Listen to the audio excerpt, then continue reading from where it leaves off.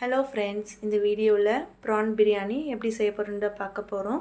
என்னோடய வீடியோ நீங்கள் first time பார்க்குறதா மறக்காமல் சப்ஸ்கிரைப் பண்ணுங்கள். இப்போது ப்ரிப்ரேஷன் பார்க்கலாம். முதல்ல கேஸை பற்ற வச்சு ஒரு பாத்திரத்தில் ஒரு 2 டேபிள் ஸ்பூன் ஆயிலை நான் ஆட் பண்ணிக்கிறேன். இதுக்கு மேலே ஒரு 2 டேபிள் ஸ்பூன் கீ ஆட் பண்ணிக்கிறேன். உங்களுக்கு வேண்டாம்னா நீங்கள் குக்கிங் ஆயிலே ஆட் பண்ணிக்கலாம்.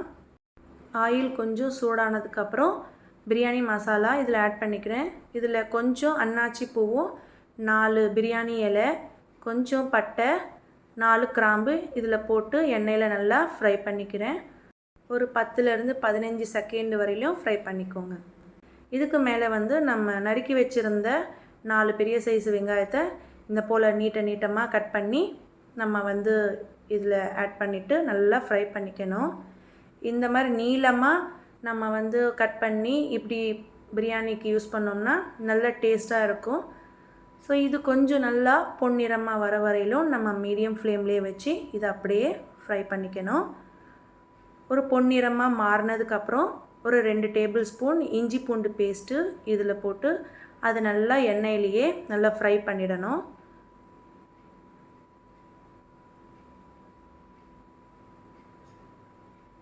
இது ஃப்ரை பண்ணதுக்கப்புறம் ஒரு 1.5 டேபிள் ஸ்பூன் சில்லி பவுடரையும் 1.5 டேபிள் ஸ்பூன் கரம் மசாலாவையும் இதில் போட்டு நல்லா ஃப்ரை பண்ணிக்கணும்.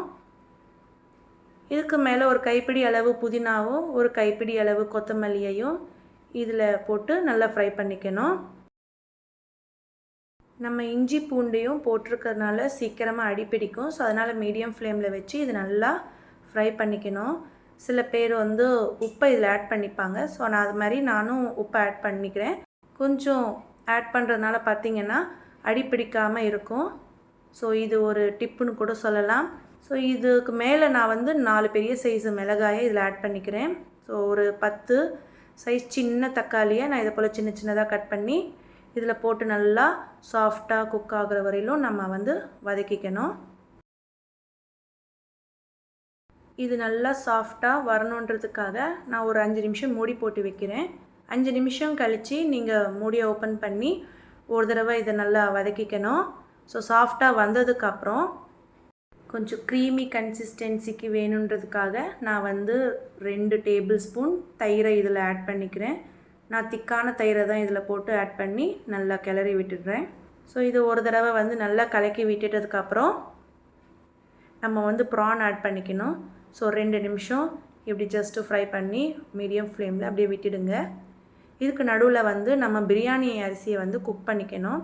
ஸோ ஒரு பாத்திரத்தில் இந்த மாதிரி தண்ணியை ஆட் பண்ணி நல்லா கொதிக்க விட்டதுக்கப்புறம் நான் 2 கிலோ அரிசியை இதில் போட்டு நல்லா வேக வைக்க போகிறேன். ஸோ இது கூட பார்த்திங்கன்னா ஒரு பிரியாணி இலை, கொஞ்சம் புதினா இதெல்லாம் போட்டு நம்ம கலக்கி வச்சிட்டோம்னா ஸோ நல்லா டேஸ்டியாக அது ஒரு எக்ஸ்ட்ரா ஃப்ளேவர் அந்த அரிசியோடு இருக்கும். இப்போ இந்த பிரியாணி அரிசி நல்லா குக் ஆகட்டும். இதுக்கு நடுவில் நம்ம அந்த மசாலாவில் ப்ரானை ஆட் பண்ணணும். ஸோ நல்லா க்ளீன் பண்ணி வச்சுருக்க இந்த ப்ரானை இதில் போட்டு ஆட் பண்ணி நல்லா ஃப்ரை பண்ண வைக்கணும். அதாவது இந்த மசாலாவோட ஒன்றா நல்லா கலந்து போகிற அளவுக்கு நல்லா கிளறி விட்டுடணும். ஒரு 5 நிமிஷம் நல்லா ஃப்ரை ஆகும். ஸோ அது ஒரு கலர் சேஞ்சஸ் மாறினதுக்கப்புறம் நம்ம ஒரு 2 நிமிஷம் மூடி போட்டு வைக்கணும். மூடி போட்டு வச்சோம்னா தண்ணி எல்லாமே நல்லா வெளியே வரும். ஸோ அதனால் நம்ம மூடி போட்டு வைக்கணும். இப்போது ஒரு 2 நிமிஷம் மூடி போட்டு விட்டுடுங்க. 2 நிமிஷம் கழித்து இதை ஓப்பன் பண்ணி பார்த்திங்கன்னா இந்த மாதிரி தண்ணி எல்லாமே வெளியேறி இருக்கும். இதை ஒரு தடவை நம்ம நல்லா அடியிலேருந்து மேலே வரையிலும் நல்லா கிளறி விட்டுடணும். ஸோ நம்ம இந்த ப்ரான் நல்லா குக் ஆகணுன்றதுக்காக நம்ம கொஞ்சம் தண்ணி ஆட் பண்ணிடணும். அப்போது நல்லா அந்த ப்ரான் நல்லா வேகும்.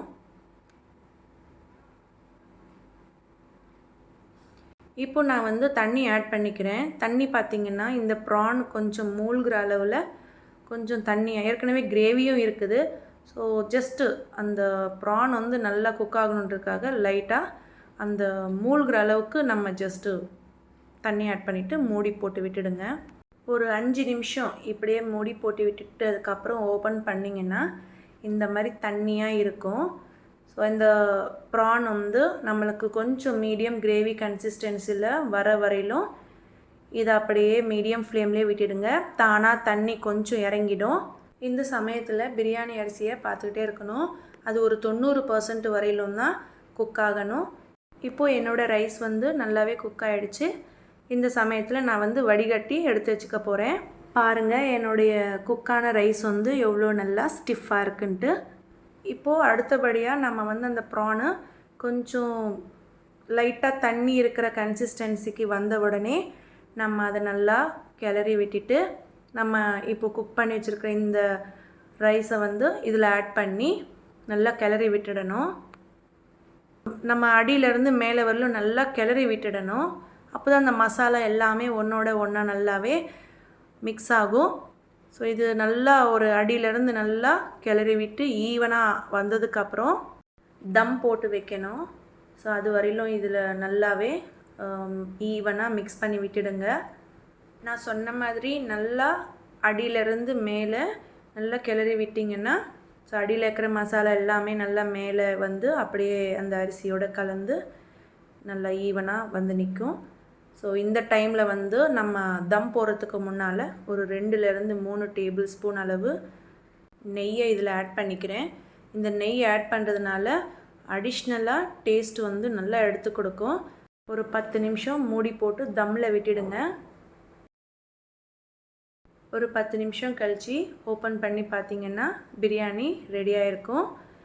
ஸோ அந்த ஓப்பன் பண்ணும்போதே ஸ்மெல் அவ்வளவு நல்லா இருக்கும்.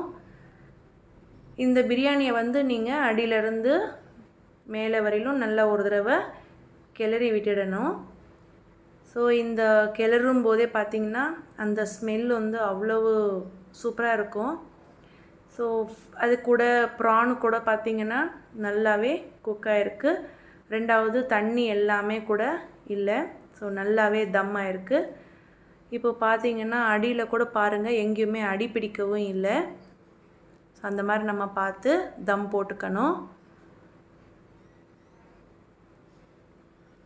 இந்த பிரியாணியை வந்து நீங்கள் ஒரு ரைத்தாவோடைய வச்சு சாப்பிட்டிங்கன்னா அவ்வளவு டேஸ்டியாக இருக்கும் ஃப்ரெண்ட்ஸ். நீங்களும் ஒரு தடவை இதை போல் ட்ரை பண்ணி பாருங்கள். என்னோடய வீடியோ உங்களுக்கு பிடிச்சிருந்தால் மறக்காமல் லைக் பண்ணுங்கள், ஷேர் பண்ணுங்கள், சப்ஸ்கிரைப் பண்ணுங்கள். அண்ட் தேங்க்ஸ் ஃபார் வாட்சிங். Take care. பாய்.